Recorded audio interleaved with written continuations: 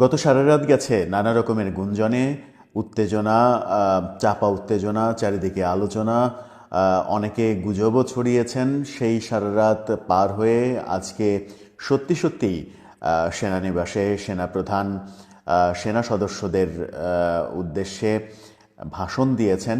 কিন্তু তার ভাষণ যেহেতু সেনানিবাসের কার্যক্রমে মিডিয়া থাকে না, মিডিয়াকে রাখা হয় না, সেই কারণে কোনোভাবেই তিনি এক্স্যাক্টলি কি বলেছেন সেটি কোনো গণমাধ্যমে খবর আসেনি।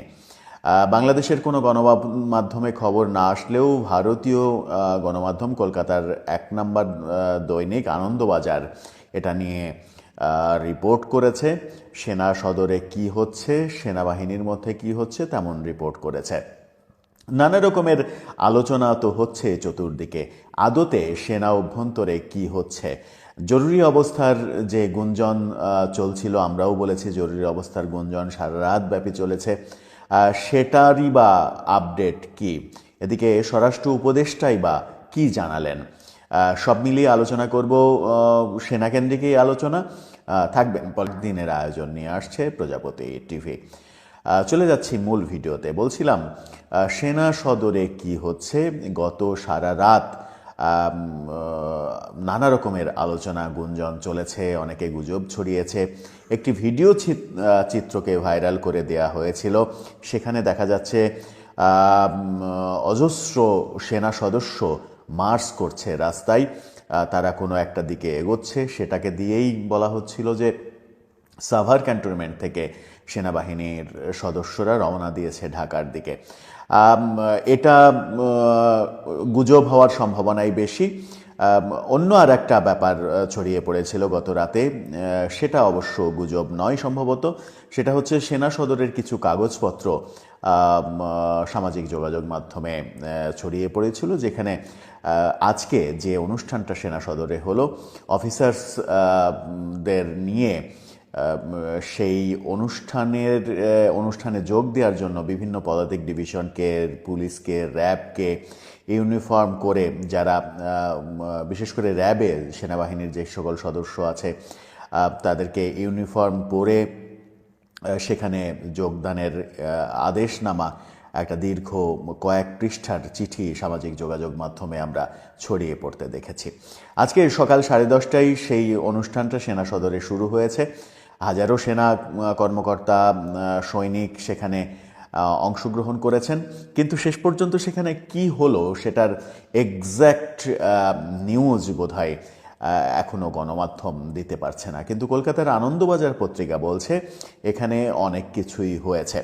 আনন্দবাজার পত্রিকা বলছে সেনাবাহিনী প্রধানের সঙ্গে নৌবাহিনী এবং বিমান বাহিনী প্রধানের মিটিং হয়েছে এবং বাংলাদেশের ইতিহাসে প্রথমবারের মতো যে ঘটনাটা দৃশ্যমান সেটা হচ্ছে যে সেনাপ্রধান, নৌপ্রধান এবং বিমান প্রধান এই তিনজনই ব্যাচমেট, তারা একই ব্যাচে বাহিনীতে যোগ দিয়েছে, অর্থাৎ তারা খুব ভালো বন্ধু।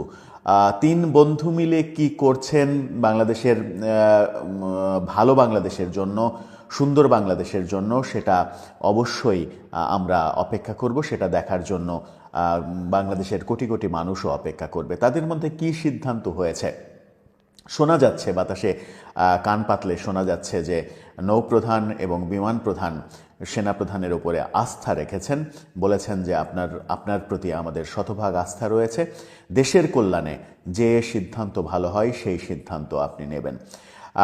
একটা সেনাবাহিনী কেন্দ্রিক যে গুজব রটানো হয়েছে, সেনা প্রধানকে যেভাবে বিতর্কিত করা হয়েছে, বিশেষ করে হাসনাত আবদুল্লার পোস্ট, সাম্প্রতিক ভাইরাল হওয়া এবি পার্টির সাধারণ সম্পাদক ব্যারিস্টার ফুয়াদের ভিডিও, যদিও সেই ভিডিও সম্পর্কে গত ভোরবেলায় আমরাও খবর করেছিলাম যে ব্যারিস্টার ফুয়াদকে গ্রেপ্তার করা হয়েছে, পরে জানা গেল তাকে জিজ্ঞাসাবাদের জন্য নিয়ে যাওয়া হয়েছিল, পরে শেষ রাতে তাকে আবার ছেড়ে দেওয়া হয়েছে, বাসায় পৌঁছে দেওয়া হয়েছে। জিজ্ঞাসাবাদে কি পাওয়া গেল সেটা এখনও জানা যায়নি, কিন্তু এবি পার্টি থেকে আজকে জরুরি সংবাদ সম্মেলন করা হয়েছে, সেখানে ব্যারিস্টার ফুয়াদকে দেখা যায়নি।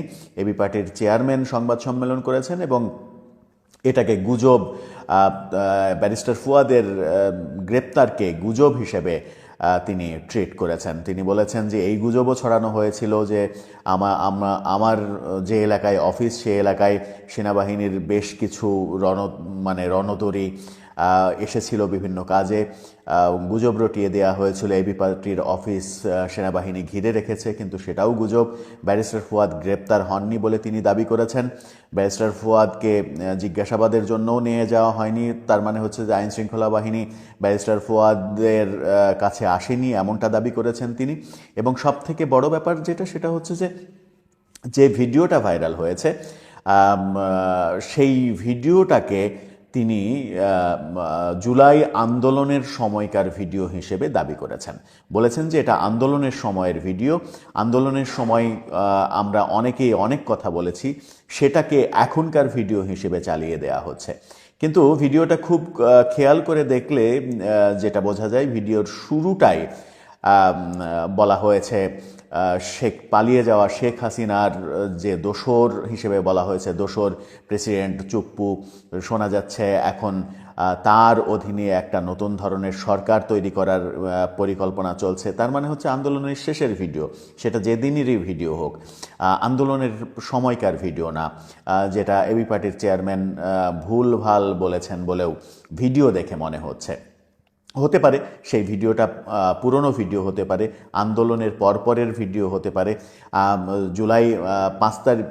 আগস্টের 5 তারিখে শেখ হাসিনা চলে যাওয়ার পরের কোনো একটা সময়ের ভিডিও হতে পারে, যে কোনো সময়ের হতে পারে, কিন্তু সেটা আন্দোলনের সময়ের ভিডিও বলে যেভাবে চালিয়ে দেওয়া হয়েছে সেটা সত্য নয় বলে অন্তত আমাদের অবজারভেশনে মনে হয়েছে।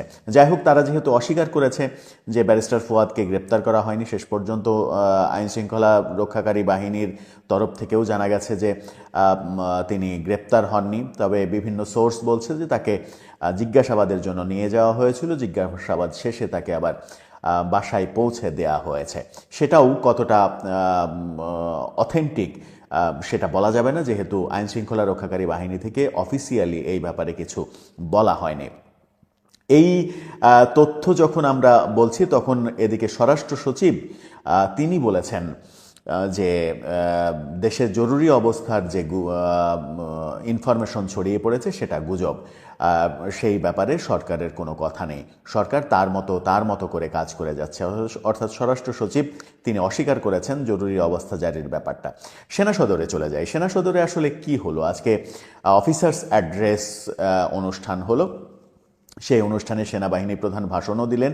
এটা অন্তত গুজব ছিল না। গত রাতে যেটা ছড়িয়ে পড়েছিল যে সেনাবাহিনী গত কালকে, এটা বিভিন্ন মাধ্যমে এই খবরগুলো ছড়িয়েছে এবং সেই খবরটা অথেন্টিক খবর। গতকালকে দুপুর 12টা 50 থেকে 3টার পর পর্যন্ত প্রায় 3 ঘন্টা সেনানিবাসে সেনাদের বড় অফিসারদের, জিওসি প্রধানদের মিটিং হয়েছে। কেউ সরাসরি উপস্থিত থেকেছেন, কেউ জুমে অনলাইনে উপস্থিত হয়েছেন।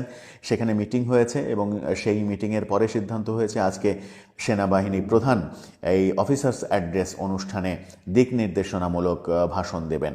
গতরাতের সেনাবাহিনীর যে প্রস্তুতি, এই অফিসার্স অ্যাড্রেসে যোগদানের যে সকল কাগজপত্র সামাজিক যোগাযোগ মাধ্যমে দেখা গেছে বিভিন্নভাবে ছড়িয়ে পড়তে, তাতে ধারণা করা যেতেই পারত যে সেনাবাহিনী প্রধান হয়তো আজকে হার্ড লাইনে যাবেন, কিন্তু আসলে হলো কি সেটা এখনো পরিষ্কার নয়। একটা ব্যাপার জানা যাচ্ছে, সেনা যে ব্যাপারটা বলতে গিয়ে অন্য প্রসঙ্গে আসলাম, সেটা হচ্ছে হাসনাত আবদুল্লাহর যে ফেসবুক স্ট্যাটাস এবং এবি পার্টির সাধারণ সম্পাদকের যে ভিডিওটা ভাইরাল হয়েছে, এই সব মিলিয়ে একটা ভালো কাজ হয়েছে।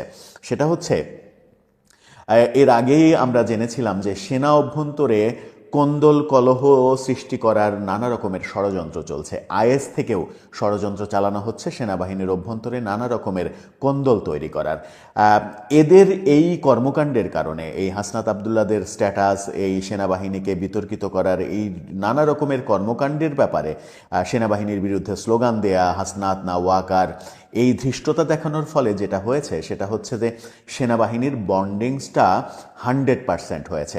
সেনা সদর থেকে যতটুকু শোনা যাচ্ছে তাতে সেনা একেবারে সৈনিক থেকে অফিসার পর্যন্ত সকলের একেবারে শতভাগ বন্ডিং তৈরি হয়েছে, তারা একাট্টা হয়েছেন।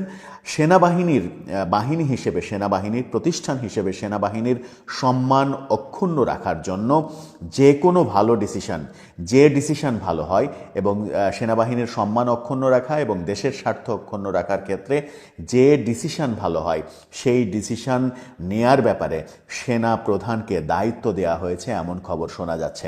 অর্থাৎ সকলে একাট্টা হয়েছেন। যে বিভেদের কথা শোনা যাচ্ছিল সেনাবাহিনীর মধ্যে, সেই বিভেদটা যদি থেকেও থাকতে পারতো আগে, এখন আর সেই বিভেদটা নেই।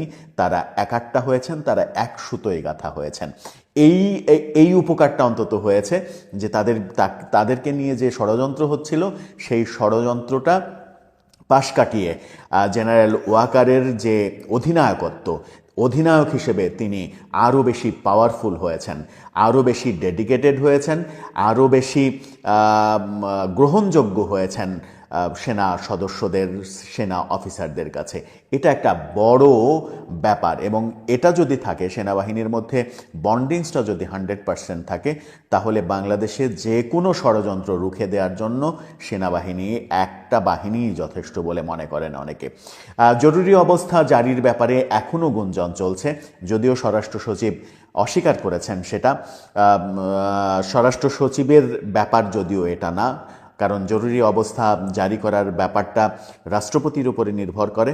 সেখানে সেনাবাহিনী মুখ্য ভূমিকা পালন করবে, সেনাপ্রধান মুখ্য ভূমিকা পালন করবেন, রাষ্ট্রপতি জরুরি অবস্থা জারি করবেন।